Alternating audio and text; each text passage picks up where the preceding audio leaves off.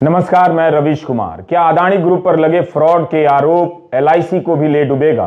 Hindenburg की report में Adani group के खिलाफ फ्रॉड के आरोप लगने के बाद भारतीय जीवन बीमा निगम को लेकर भी सवाल उठाए जाने लगे, क्योंकि अदानी ग्रुप में प्रमोटर के अलावा एलआईसी का सबसे अधिक निवेश बताया जाता है। भारतीय जीवन बीमा निगम ने अपने निवेशकों में भरोसा बनाए रखने के लिए एक बयान जारी किया है। आज मार्केट में अदानी समूह के एफपीओ का सब्सक्रिप्शन पूरा हो गया। अबू धाबी के एक समूह ने $400 मिलियन का निवेश कर दिया है। क्या इसके पीछे भी कोई राज है? सवाल है कि हिंडनबर्ग ने अपनी रिपोर्ट में जो आरोप लगाए हैं, क्या सरकार उसकी जांच करेगी? सेबी की तरफ से कोई जांच होगी? अदानी समूह के कुछ शेयरों के दाम में सुधार देखे गए हैं, लेकिन जो गिरावट आई है उसकी रिकवरी अभी दूर नजर आती है। अदानी समूह के शेयरों की खराब हालत को देखकर उसे लोन देने वाले या इक्विटी खरीदने वाले बैंकों और एलआईसी को लेकर चिंताएं जाहिर की जा रही हैं। बैंकों और एलआईसी की तरफ से सफाई आ गई है कि चिंता की कोई बात नहीं है, मगर चिंता की लकीरें यहां वहां दिखाई भी दे रही हैं। क्या एलआईसी अदानी ग्रुप को बचा रहा है, जिसके कारण उसे घाटा हो रहा है? इन आरोपों में कितना दम है, इन सब पर बात करेंगे। आप देख रहे हैं रवीश कुमार ऑफिशियल। हम यूट्यूब पर भी हैं और फेसबुक पर भी। इस खबर को ध्यान से देख लीजिए। मिंट अखबार में छपी है। शाइन घोष की खबर में 2 वरिष्ठ बैंकरों से बातचीत का ब्यौरा है। इन बैंकरों के नाम नहीं है, ऑफ रिकॉर्ड बयान है। मिंट लिखता है कि 2 वरिष्ठ बैंकरों ने कहा है कि भारतीय रिजर्व बैंक ने उनके बैंक से जानकारी मांगी है कि अदानी ग्रुप में कितने पैसे लगे हैं। यह पिछले हफ्ते की बात है। इसका मतलब है कि बैंकों ने जो लोन दिए हैं या निवेश किए हैं, उसके डूबने की आशंका को लेकर रिजर्व बैंक भी चिंतित है। शाइन घोष की रिपोर्ट में लिखा है कि हिंडनबर्ग की रिपोर्ट आने के बाद बैंकर सतर्क हो गए हैं। भले ही अदानी ग्रुप ने हिंडनबर्ग की रिपोर्ट को दुर्भावनापूर्ण से लेकर फर्जी बताया है, झूठ का पुलिंदा बताया है, लेकिन बाजार के भीतर इसे लेकर कान खड़े हो गए हैं। हिंदी प्रदेश के दर्शकों, क्या आपके अखबारों में यह सब विस्तार से छप रहा है? आप अखबार और चैनल के पैसे देते हैं। आप सिंपल हिसाब समझिए, आपकी जेब पर डाका डाला जा रहा है और आपसे ही पैसा लेकर अखबार और चैनल उसकी खबरें गायब कर दे रहे हैं। अगर ऐसा नहीं हो रहा है तो अच्छी बात है, लेकिन ऐसा हो रहा है तो क्या यह अच्छा है? गोदी मीडिया से पूछिए कि भारत की सबसे बड़ी कंपनी समूह पर फ्रॉड के आरोप लगे हैं, उसकी क्या रिपोर्टिंग है? क्या खारिज कर देने से काम हो जाता है? मिंट की रिपोर्ट कह रही है कि बैंक सतर्क हो रहे हैं, भारतीय रिजर्व बैंक उनसे पूछ रहा है। फिर ये सारी बातें ऑफ रिकॉर्ड क्यों छप रही हैं? भारतीय रिजर्व बैंक को ऑन रिकॉर्ड आकर कहना चाहिए कि उसकी चिंताएं क्या हैं, क्यों बैंकों से पूछा जा रहा है। ऑन रिकॉर्ड होगा तो लोगों में ज्यादा भरोसा बनेगा। मार्केट का पैसा डूब रहा है या डूबने वाला है और यहां ऑफ रिकॉर्ड का ड्रामा चल रहा है। अभी तक सेबी की तरफ से भी कोई जवाब नहीं आया है। आज भी शेयर बाजार में अदानी ग्रुप की कई कंपनियों के शेयरों के दाम गिरे हैं, कुछ कुछ के बढ़े भी हैं। सीएनबीसी टीवी 18 से अदानी ग्रुप के मुख्य वित्तीय अधिकारी जुगशिंदर सिंह जी ने कहा है कि अदानी ग्रुप भारतीय state bank, Punjab national bank, bank of Baroda से डील करता है। अदानी ग्रुप पर $30 अरब का कर्जा है, जिसमें से $9 अरब का कर्जा भारतीय बैंकों का है। प्रतिशत के हिसाब से भले ही विदेशी संस्थाओं ने अदानी ग्रुप को ज्यादा लोन दिए या किसी और रूप में निवेश किए हैं, लेकिन भारत के सरकारी बैंकों की हिस्सेदारी इतनी भी मामूली नहीं लगती कि हम फिक्र ही ना करें। खबरें छपी हैं कि पिछले 2-3 सालों से अदानी समूह को दिया गया भारतीय बैंकों का लोन घटता जा रहा है और जीवन बीमा इस ग्रुप के शेयर खरीदता जा रहा है। तो भारतीय बैंकों का लोन कम हुआ, मगर एक भारतीय कंपनी की इसमें हिस्सेदारी बढ़ती चली गई, उसके शेयरों को खरीदती चली गई। क्या इसे किसी पैटर्न के रूप में देखा जा सकता है कि लोन का हिस्सा कम कर निवेश का हिस्सा बढ़ा दिया जाए? हम इन मामलों के विशेष जानकार तो नहीं हैं, इसलिए सहज बुद्धि से सवाल कर रहे हैं।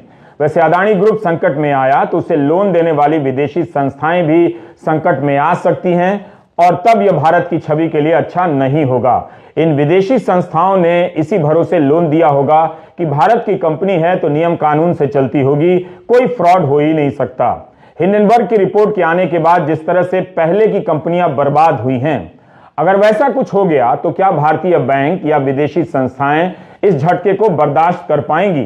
क्या इसीलिए भारतीय रिजर्व बैंक ने बैंकों से उनके लोन का हिसाब पूछा है, जिसकी रिपोर्ट मिंट में छपी है? अगर भारतीय बैंकों पर किसी भी तरह का खतरा है तो भारत पर यह हमला बाहर से नहीं हुआ है, अंदर से हुआ है। क्या इसलिए भी अदानी ग्रुप को अज्ञात तरीके से बचाने की चर्चाएं चल रही हैं और चलती रहेंगी, मगर तथ्य कभी सामने नहीं आएंगे कि यह सत्य है या झूठ है। अदानी ग्रुप हमेशा ऐसी बातों को गलत बताता रहा है। सवाल है कि अदानी ग्रुप की कंपनी का रिकॉर्ड इस तरह का क्यों है, उसकी साख ऐसी क्यों है कि एक रिपोर्ट भर से शेयरों के दाम 4 दिन से गिरते ही चले जा रहे हैं। क्या यह भारत पर भीतर से हमला नहीं है? क्या ऐसी कमजोर कंपनियों के सहारे भारत आर्थिक जगत में अपना सीना फुला रहा है, जो एक रिपोर्ट के आने भर से भारत पर हमला चिल्लाने लग जाती हैं और उनके शेयरों के दाम गिरने लग जाते हैं? Do you get my point? Punjab national bank के मुख्य कार्यकारी अधिकारी AK गोयल का मिंट में बयान छपा है कि उनके बैंक ने अदानी ग्रुप को 7,000 करोड़ रुपए के कर्ज दिए हैं। CNBC TV 18 को भारतीय स्टेट बैंक ने भी कहा है कि रिजर्व बैंक जितनी इजाजत देता है उससे बहुत ही कम स्टेट बैंक ने अदानी ग्रुप को लोन दिया है या किसी तरह का निवेश किया है। बैंक पूरी तरह से सुरक्षित हैं। स्टेट बैंक के प्रबंध निदेशक ने CNBC TV 18 से कहा कि अदानी ने जो भी खरीदा है उसमें भारतीय बैंकों की हिस्सेदारी नहीं है, एक्विजिशन में विदेशी बैंकों या संस्थाओं की है। CNBC TV 18 की रिपोर्ट में लिखा है कि भारतीय स्टेट बैंक ने यह नहीं बताया है कि अदानी ग्रुप पर बैंक का कितना लोन है। हांगकांग के capital markets and investment group CLSA का हवाला देते हुए अखबार ने लिखा है कि अदानी ग्रुप की चोटी की 5 कंपनियों पर 2 लाख करोड़ से अधिक के उधार हैं। भारतीय बैंकों ने 81,000 करोड़ से ज्यादा के लोन दिए हैं। स्टेट बैंक ने कहा है कि हम बिल्कुल भी चिंतित नहीं हैं। CLSA ने भी कहा है कि भारत के सरकारी बैंकों के लोन की हिस्सेदारी बहुत ही कम है, यानी विशेष चिंता की बात नहीं। भारत के सरकारी बैंक चिंतित नहीं हैं और भारतीय बैंकों ने अपनी क्षमता की सीमा से कम ही लोन दिए हैं। आपको एक पुरानी खबर की याद दिलाना चाहता हूं इसी बात पर। 2011 के साल में इसी तरह एक और रिपोर्ट आई थी, तब विजय माल्या ने भी खंडन कर दिया था। आज विजय माल्या कहां हैं आप जानते हैं? 16 सितंबर 2011 के टाइम्स ऑफ इंडिया की यह खबर आप देख लीजिए। उस वक्त कनाडा की एक रिसर्च कंपनी वेरिटास ने इसी तरह की रिपोर्ट प्रकाशित की थी कि किंगफिशर एयरलाइंस अपने रिकॉर्ड ठीक से नहीं बताती है। कंपनी के बही खाते में कई सारी गड़बड़ियां दिखाई पड़ती हैं। अपने कर्जे को यह कंपनी कम बताती है। तब विजय माल्या ने ठीक वही कहा जो आज अदानी ग्रुप ने कहा है। इसे दुर्भावनापूर्ण और सनसनीखेज बताया था। विजय माल्या ने तब भारत पर हमला नहीं कहा था, अदानी ने इसे भारत पर हमला बोला है। अगर उस समय विजय माल्या कनाडा की कंपनी की इस रिसर्च को भारत पर हमला बताते तब क्या होता? आज माल्या फरार हैं, उन्हें सरकार भारत की जेल में डालने के लिए जाने कितने साल से मुकदमा ही लड़ रही है। वेरिटास कंपनी की रिपोर्ट आखिर सही साबित हुई। आज आप किसी भी एयरपोर्ट पर जाइए, किंगफिशर नाम की हवाई जहाज कंपनी का अता पता नहीं मिलेगा। विजय माल्या का इतिहास आपके सामने है। भारतीय इतिहास के किस चैप्टर में आप विजय माल्या के बारे में पढ़ाएंगे? क्योंकि ये जनाब तो भारत से ही भाग गए हैं। पता चला कि ब्रिटेन के इतिहास के चैप्टर में पढ़ाए जा रहे हैं। ब्रिटेन दावा करने लगा है कि ये आदमी भागकर हमारी कंट्री में आया है, तो ब्रिटेन की हिस्ट्री के चैप्टर में होगा। जब अदानी ग्रुप ने हिंडनबर्ग की रिपोर्ट को भारत पर हमला कहा है, तब ऐसे में सेबी नाम की संस्था क्यों चुप है? उसे सार्वजनिक बयान देना चाहिए था। जब बैंक सार्वजनिक रूप से जवाब दे रहे हैं, भारतीय जीवन बीमा निगम ने बयान जारी किया है, तब सेबी क्यों चुप है? एक तरफ सेबी की चुप्पी पर सवाल उठ रहे हैं और दूसरी तरफ खबर आती है कि अडानी के शेयर ज्यादा ना गिरें, इसके लिए सर्किट लिमिट को 20% से 10% कर दिया गया है। हिंदी में ऐसे समझिए, सीधे पाताल लोक में ना चले जाएं, इसलिए उसके पहले एक फ्लोर और जोड़ दिया गया है। यानी अब एक दिन में अडानी के शेयर 10% से अधिक नहीं गिरेंगे तो हाहाकार भी कम मचेगा। दुनिया के अमीरों में अडानी तीसरे नंबर पर थे कुछ दिन पहले तक। फोर्ब्स पत्रिका ये सूची बनाती है। जब से हिंडनबर्ग की रिपोर्ट आई है, अडानी तीसरे नंबर से 11वें नंबर पर आ गए हैं। 24 जनवरी को हिंडनबर्ग की रिपोर्ट आती है और 2 दिन के भीतर 51 अरब डॉलर की पूंजी हवा हो जाती है। सोमवार के दिन गिरावट के बाद रॉयटर ने लिखा कि 70 अरब डॉलर यानी 5,70,000 करोड़ से भी अधिक की पूंजी हवा हो गई। किसी की पूंजी का भाव इतना कम हो जाए, वो भी फ्रॉड के आरोप लगने के बाद, हर तरह से चिंता की बात है। फोर्ब्स की सूची देख रहा था, इसमें आज अडानी और अंबानी आगे पीछे नजर आए। इसी तरह अदानी ग्रुप के शेयरों में गिरावट आती गई तो एक बार फिर से अंबानी उनसे आगे निकल सकते हैं। क्या तब अंबानी पार्टी देंगे और इसे भारत की जीत बताएंगे? भारत पर यह कैसा हमला है कि एक भारतीय अदानी नीचे की तरफ सरकते जा रहे हैं और एक भारतीय अंबानी ऊपर की तरफ उठते नजर आ रहे हैं? यह हमला हो रहा है या झूला झुलाया जा रहा है? I do not want to speak in English again and again, you understand on your own. क्या विपक्ष जीवन बीमा और बैंकों की पूंजी को लेकर बेवजह शोर कर रहा है? सीपीएम ने तो हिंडनबर्ग की रिपोर्ट के बाद उच्च स्तरीय जांच की मांग की है। अदानी ग्रुप ने इन आरोपों को हमेशा ही गलत बताया है, इनका खंडन किया है। कांग्रेस के प्रवक्ता जयराम रमेश ने एक लंबा बयान जारी किया है और कहा है कि वित्तीय प्रणाली का स्तंभ माने जाने वाले एलआईसी और एसबीआई जैसे वित्तीय संस्थानों के अडानी समूह के साथ उच्चतम स्तर के जोखिमपूर्ण लेन देन का वित्तीय स्थिरता और करोड़ों भारतीयों की बचत राशि पर दुष्प्रभाव पड़ सकता है। एक जिम्मेदार विपक्षी दल के रूप में कांग्रेस पार्टी का यह दायित्व है कि वह सेबी और आरबीआई से वित्तीय प्रणाली के प्रबंधक के रूप में अपनी भूमिका का प्रभावी रूप से निर्वहन करने और व्यापक जनहित को ध्यान में रखते हुए इन आरोपों की जांच करने का आग्रह करे। तेलंगाना के आईटी मंत्री केटी रमा राव ने भी कहा है कि यह सवाल बेहद गंभीर है। क्यों जीवन बीमा का 77,000 करोड़ और स्टेट बैंक ऑफ इंडिया का 80,000 करोड़ रुपया अदानी समूह में लगा हुआ है? किसके कहने से ऐसा किया गया? इस पूरे एपिसोड में किसकी भूमिका रही होगी? तृणमूल सांसद महुआ मोइत्रा ने जून 2021 में सेबी को पत्र लिखा था और कहा था कि अदानी ग्रुप में जिन विदेशी कंपनियों का पैसा लगा हुआ है वो किनका पैसा है, इसकी कोई ठोस जानकारी नहीं है। ना ही उन कंपनियों ने कई सालों में अदानी के स्टॉक में लेन देन किया है। महुआ ने उस समय मांग की थी कि इन कंपनियों के अदानी समूह के साथ रिश्तों की जांच हो, क्योंकि इसका भारतीय बाजार पर काफी असर पड़ेगा। तब सेबी ने कहा था कि इसकी जांच हो रही है। हिंडनबर्ग ने अपनी रिपोर्ट में महुआ मोइत्रा के पत्र और सेबी के जवाब का जिक्र किया है, मगर आज तक किसी को पता नहीं कि सेबी ने जो जांच की उसका क्या नतीजा निकला। हिंडनबर्ग ने लिखा है कि इस मामले की मॉरिशस में भी जांच हो रही है। जून 2021 के इस पत्र का संदर्भ यह है कि उस वक्त अदानी एंटरप्राइजेस के शेयरों के दाम गिर गए थे। तब सवाल उठा कि ऑफशोर फंड को फायदा हुआ है, उन्होंने अपने पैसे निकाल लिए हैं। महुआ मोइत्रा ने पूछा था कि कौन है जिसे फायदा हो रहा है। तब सेबी ने जवाब दिया कि जांच चल रही है और अभी किसी तार्किक नतीजे पर नहीं पहुंची है। यह खेल तो होता ही है कि एक बार शेयरों के दाम चढ़ाकर गिरा दिए जाते हैं और फायदा कमा लिया जाता है। यही आरोप अदानी ग्रुप ने हिंडनबर्ग की रिपोर्ट पर भी लगाए हैं। महुआ मोइत्रा ने यही आरोप उस समय लगाया था कि ऑफशोर फंड किसका है जो अदानी ग्रुप के शेयरों के दाम चढ़ाकर और फिर गिराकर फायदा कमा गया।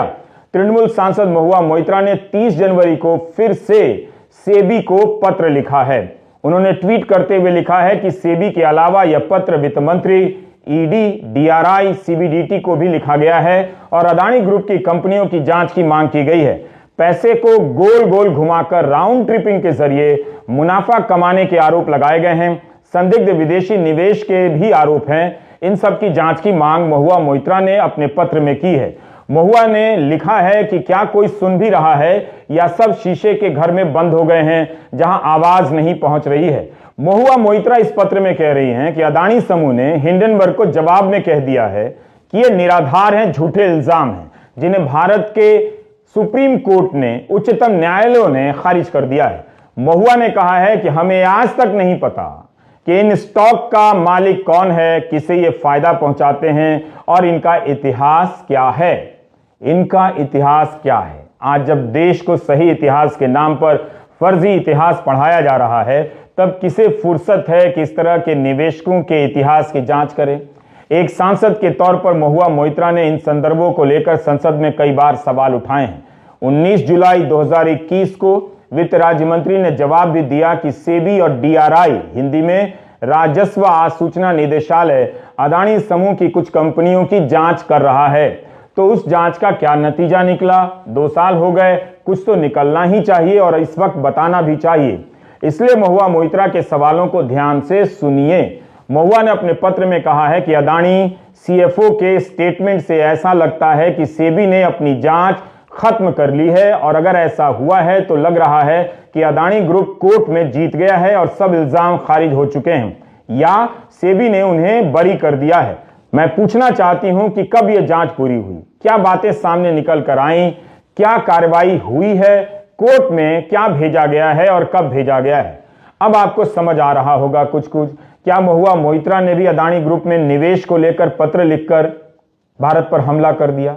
महुआ ने यह भी पूछा है कि जांच अगर पूरी नहीं हुई तो अदानी ग्रुप को एफपीओ लाने की अनुमति कैसे मिल गई, जिसके जरिए यह समूह निवेशकों से 20,000 करोड़ रुपए मांग रहा है? क्या इसकी जानकारी अदानी ग्रुप ने मार्केट को दी है? तो ये सब सवाल हैं। सेबी इन प्रश्नों के जवाब दे सकती है, देना चाहिए। अब आपको फिर से फ्लैशबैक में ले जा रहा हूं। 6 अक्टूबर 2021 को पेंडोरा पेपर सीरीज नाम से इंडियन एक्सप्रेस में खबरें छपती हैं। इंडियन एक्सप्रेस ने उस वक्त लिखा था कि अदानी के बड़े भाई विनोद अदानी साइप्रस नाम के लघु देश के नागरिक हैं, दुबई में रहते हैं। पेंडोरा रिपोर्ट में विनोद अदानी की कंपनी हिबिस्कस आरी होल्डिंग्स लिमिटेड का नाम आया था। भारत जैसे विश्वगुरु लेवल के देश छोड़कर विनोद अदानी साइप्रस की नागरिकता लेते हैं, रहते दुबई में हैं। यह उनकी मर्जी हो सकती है। उनके बेटे अदानी ग्रुप की एक कंपनी के प्रबंध निदेशक हैं और अदानी एंटरप्राइजेस के निदेशक हैं।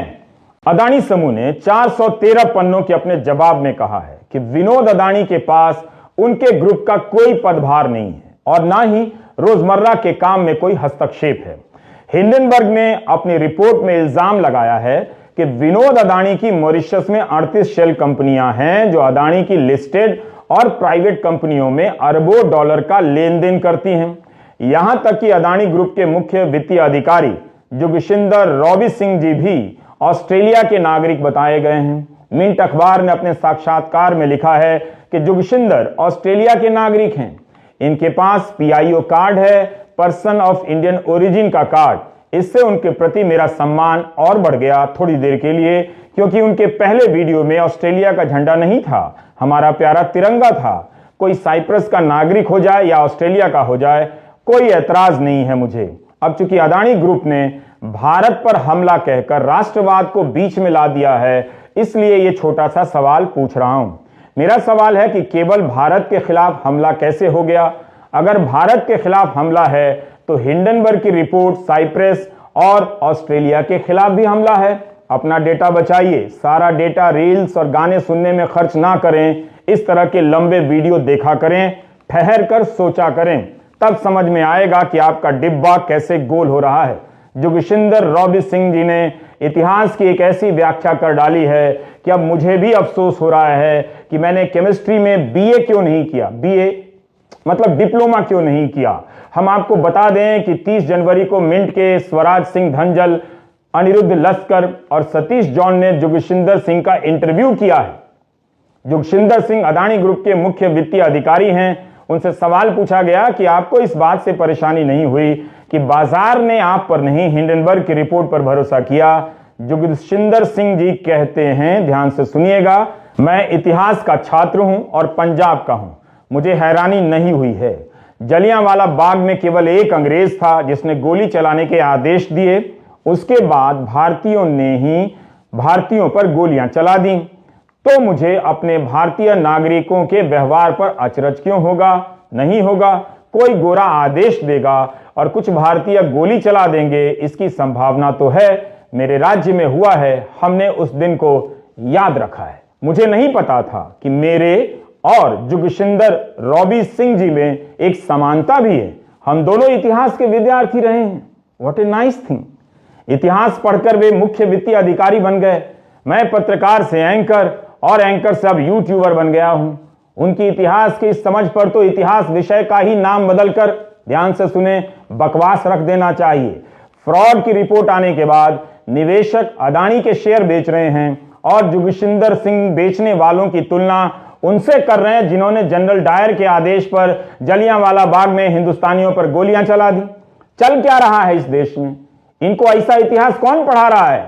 शेयर को बेचना अगर डायर के कहने पर गोली चलाने के जैसा है तो बता दीजिए कि क्या शेयर खरीदने के लिए डायर ने ही फायर किया था? आरोप आपकी कंपनी पर लगे हैं, आप उसकी सफाई दीजिए। आपने कहा भी है कि एक एक आरोप झूठ है।